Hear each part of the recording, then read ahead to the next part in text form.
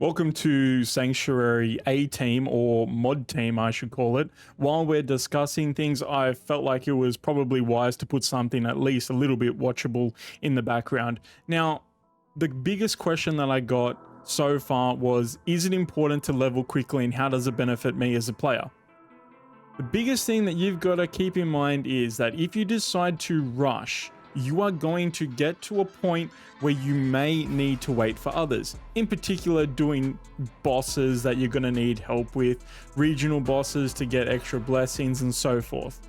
Now, the biggest benefit to absolutely rushing is to get to the end game. I call it end game dungeoning.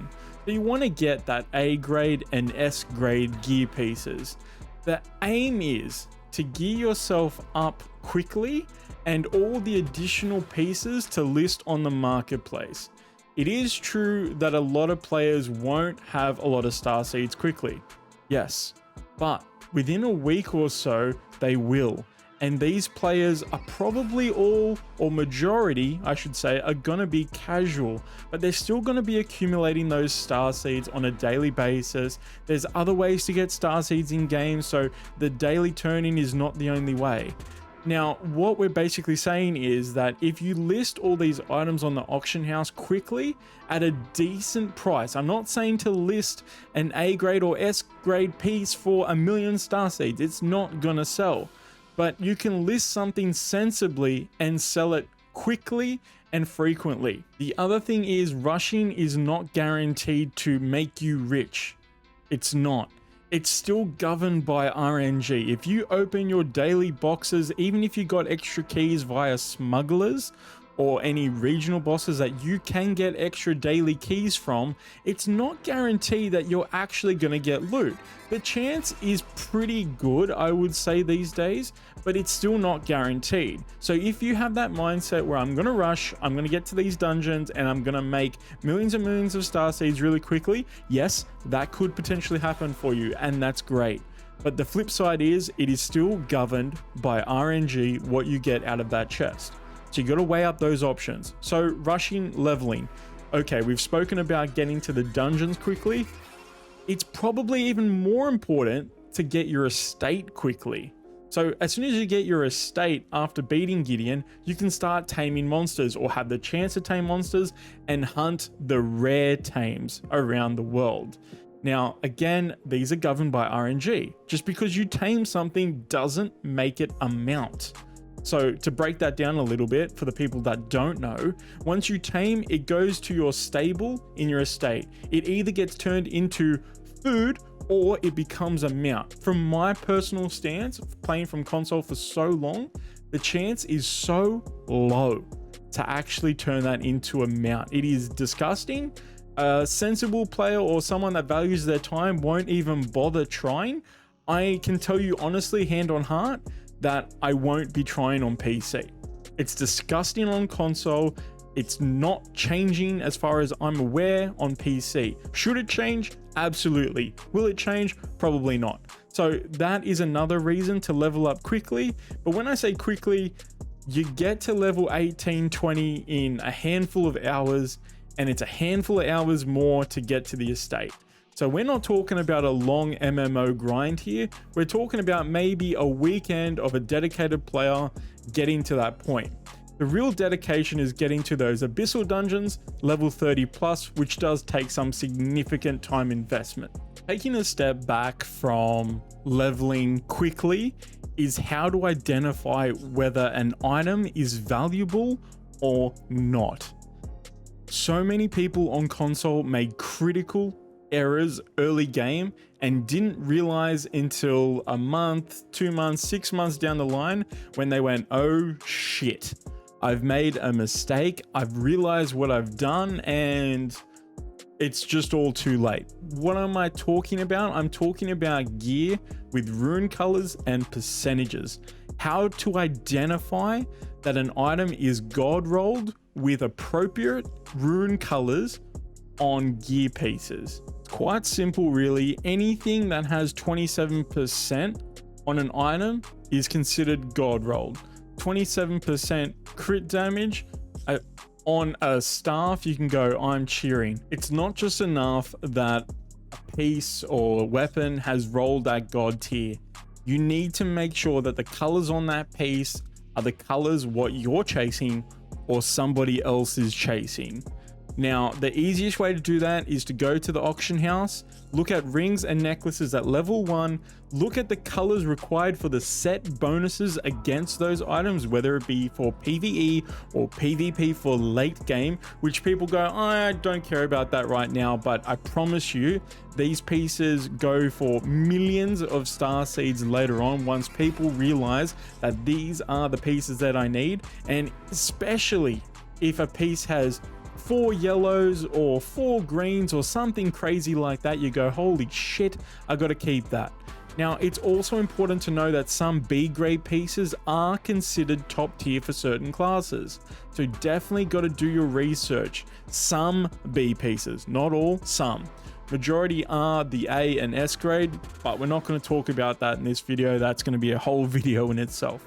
But I just want people to know and be aware that those pieces have significant value to people.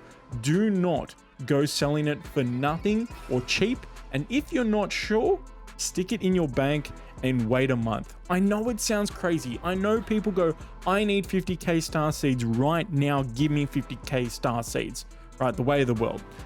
But what people don't realize is that those certain pieces then sell for easily 1 million, 1.5 million, 4 million.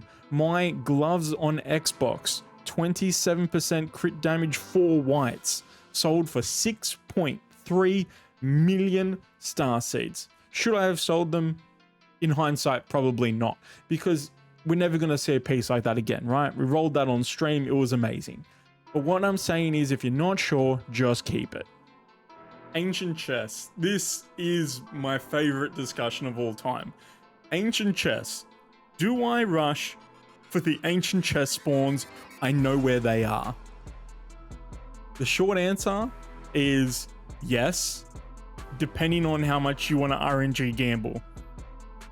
The argument is, if you can quickly get to these spots before others can, and you can guarantee between 10 and 20 ancient chest boxes, it's absolutely worth you doing it.